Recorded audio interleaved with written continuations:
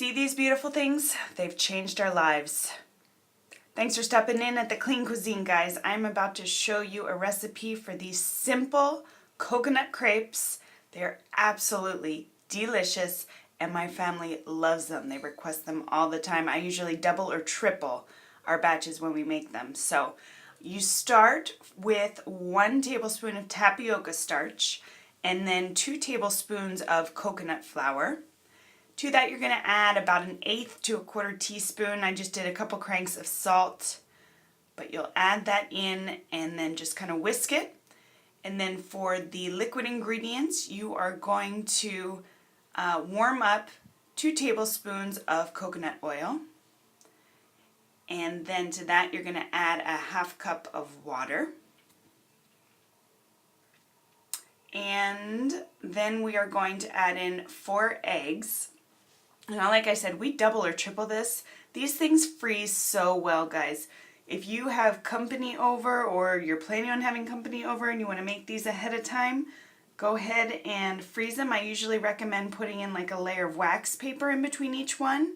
But they freeze nicely and all you got to do is either warm them up in the oven or a quick few seconds in the microwave. So this is for the whole 30 that we're doing this month. Now this vanilla extract would not be allowed. However, you could use a vanilla bean, but you want to put about a teaspoon of vanilla extract or 1 vanilla bean if you want to use it. You can omit it if you want. Then what we're going to do is just simply whisk it all together. Make sure it's nicely mixed, and then what you're going to do, because we use coconut flour absorbs a lot, so we're going to let it sit just for a few minutes after we mix it while our pan is heating up.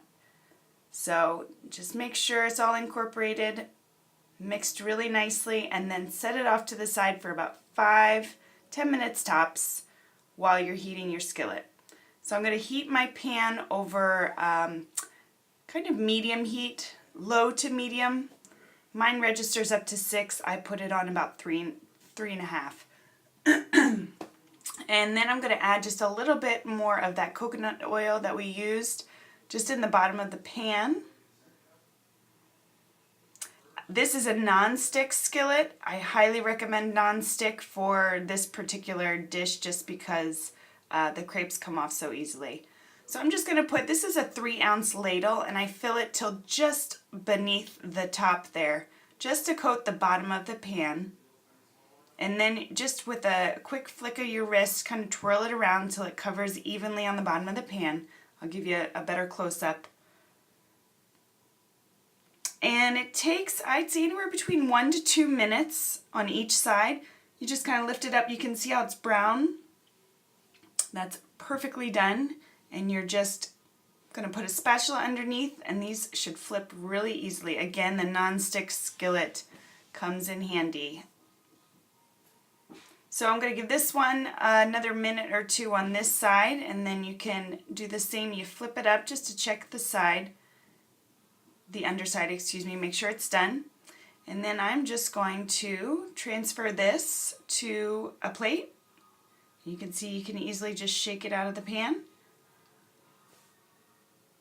If you're making these in batches and you want to keep them warm, I usually just throw my oven on warm and we'll put the plate in there until we're ready to go.